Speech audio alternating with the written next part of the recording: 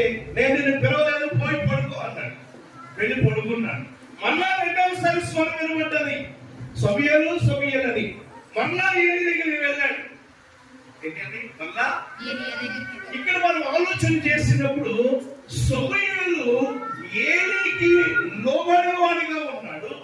ఎప్పుడు పిలిచినా అప్పుడు ఏలీ దగ్గరికి వెళ్ళేవాడుగా ఉన్నాడు. దేవునికి స్తోత్రం. హల్లెలూయా. సమూయేలు తల్లి తీసుకుని వచ్చి ఆ మందిరంలో విడిచిపెట్టినప్పుడు సమూయేలుతో తల్లి చెప్పింది, నీవు దైవజనుని మాట వినాలి అని చెప్పింది. దైవజనుడు ఎప్పుడు పిలిచినా సరే వస్తున్నాడు, వెళుతూ ఉన్నాడు, వస్తూ ఉన్నాడు, వెళుతూ ఉన్నాడు.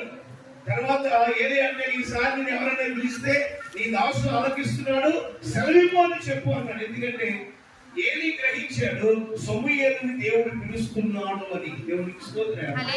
ఇలా మన పిల్లల గురించి ఆలోచన చేసినప్పుడు వారు దైవజనుని మాట వినేవారుగా ఉండాలి, దైవజనునికి సహకారులుగా ఉండాలి, దైవజనునిగా పరిచయం చేసేవారుగా ఉంటే వారు ఎలాగ మారుతారంటే వినయ స్వభావం కలిగిన వారుగా మారుతారు. ఎలా మారుతారండి?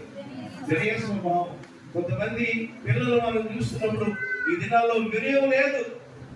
వారు దైవజనునికి లోబడు నేర్చుకుంటే తల్లిదండ్రులకు లోబడేవారుగా ఉంటారు, దేవునికి లోబడేవారుగా ఉంటారు. కాబట్టి మనం పిల్లలు ఏం చేయాలంటే వినయ స్వభావం కలిగిన వారుగా మనము వారిని తయారు చేస్తుంటాం. ఆ విధంగా మనము పెంచుతూ ఉంటాం.